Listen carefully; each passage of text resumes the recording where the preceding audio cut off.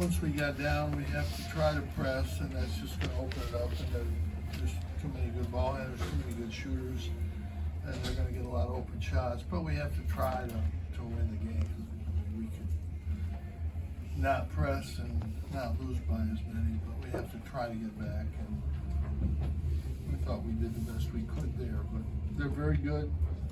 Jeff's done a great job getting them to come together with a new group, and I think they're a really good team.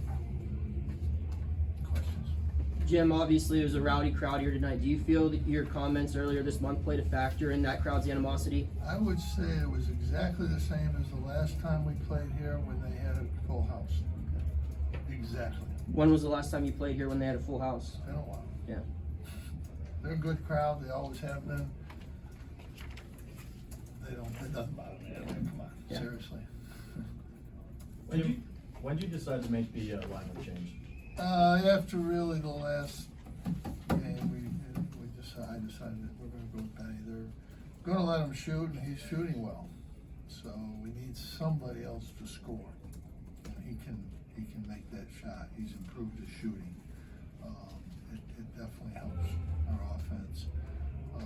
I thought Quadir would help us a little bit. He made a couple plays, but he's not quite ready.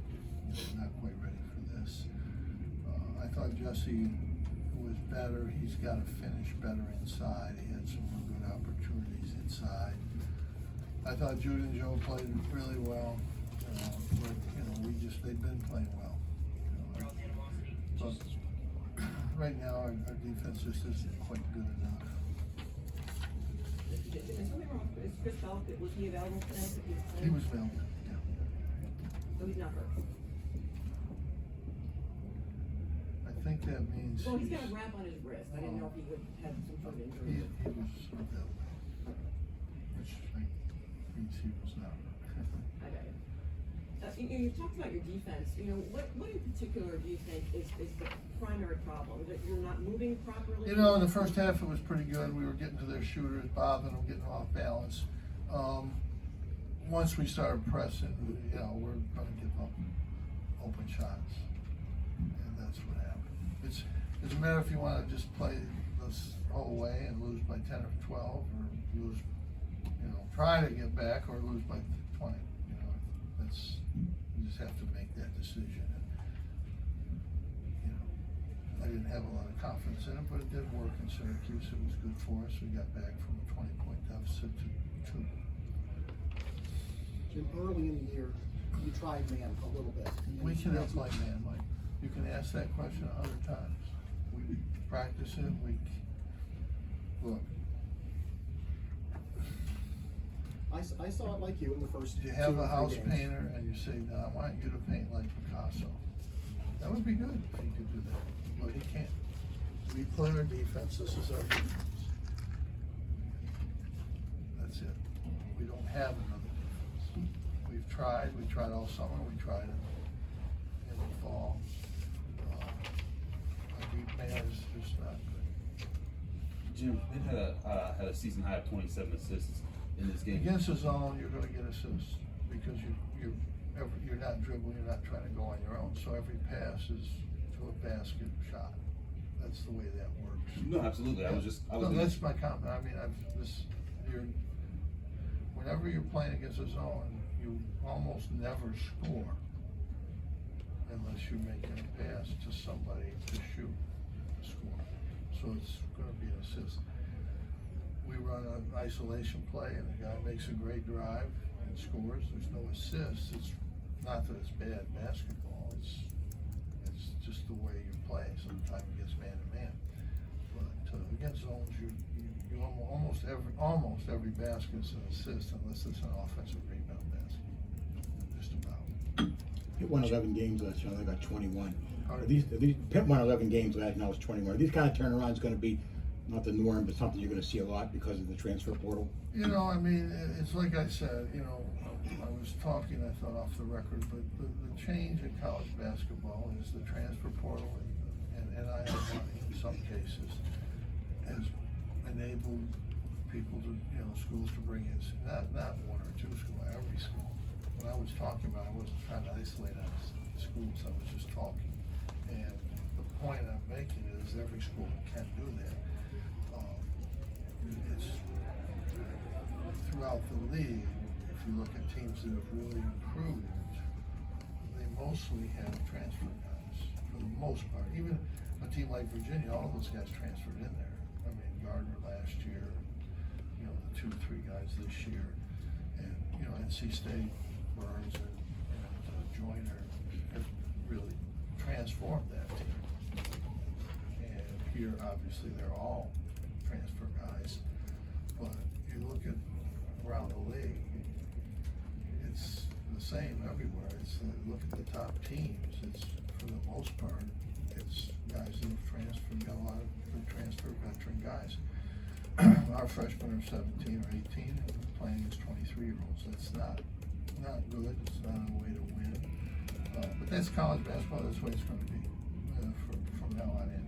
We were in a different situation. We had taken 6 guys early, freshmen. So we really got to the transfer portal. We really, you know, we couldn't engage in the transfer portal because we had guys at every position, and we wanted to give those guys the opportunity to play because we recruited them to play. But in the future, you're gonna. I think there'll be a very few programs that won't be into the transfer portal. There's programs this year. You know, Miami has got 3 of their 4 key guys in the transfer portal. And when programs lose these guys, then they'll have to go back into the transfer portal because they'll need guys to fill those roles. So that's the way it will be going forward, especially if we have 3 or 4 guys that are 5th-year players that their eligibility's up. You're going to have to go back into the transfer portal. What led you to say that Pitt's players that came in through the transfer portal were bought? Was that just Well, bad information? It was a bad statement. Okay. And I apologize for Yeah. that. Jim, tonight. A lot of schools who got transfers in the portal used NIL money to Yeah. do it. Mhm. And I didn't mean, I was really talking about schools, and it got overlapped into Pitt. When I talked about Miami and Pittsburgh, it was the transfer portal, and it got twisted. I was wrong. Talking about it, but then it wasn't an interview. It was a walk down the hallway. And Oh, okay. It was recorded. Okay. So, you know, I should know better, but I didn't, and I apologize for that. Yep. But I'm sure every player, I'm not picking specific teams, but if you look at people that transfer in the transfer portal, a lot of them got NIL money. Period. And that's the way I should have left it. And that's fine. That's what it's going to be. Somebody wrote from Pittsburgh that I'm old. I don't believe in in players getting money, and the NIL. All of our players get NIL money. Everyone on our team is getting NIL money. Guys that don't play are getting NIL money. I believe in 100%. And the transfer portal this year, I believe in that 100%. It's just going to be different in college basketball. Maybe it'll be better. Maybe it will be better because it takes a team that would have had no chance, have a chance to be really good. You know, and maybe that's good for college basketball. I don't know, but that's just the way it's going to be. And you know, I think 1,700 guys transfer, and about 800 or 900 of them did worse where they transferred to. It's good for some, and not so good for others, but that's all right. Kids are making those decisions, and that's what's going to happen. I think it's great. I mean, that's what it's going to be, and there's really not much that can be done about it. I don't think to change it. I don't think it will change. And you know, Pittsburgh, they've done a great job getting the right guys. They fit well together, and they have a really good team, and there's no doubt about that. You know, I think again our league is getting, and the net's crazy. If you start bad, you can't ever get bad. Clemson is really good. I mean, they're really good, and their net's about 90 or something. It's probably will go up today. But when you're in a league and there's a lot of bad nets and you win, it hurts you. Your net goes down. And it's even like Florida State proved today, it doesn't matter where you are, you can lose to those teams, you know? And Clemson lost to Louisville, and now they beat us, and they go to North Carolina State, who I think is really good, really playing good, and they beat them by 20. So it's very difficult. If you go by the nets, there's going to be really pretty good teams that are going to be left out of the tournament, and there's going to be some teams with nets that are pretty good that are going to get in the tournament that aren't very good. Because a lot of times you win in November and you're not very good now. November has to count, but you also have to look at how teams are playing, and that's hard to do. That's really hard to do. But you know, Pittsburgh's done a great job. Jeff's done a great job.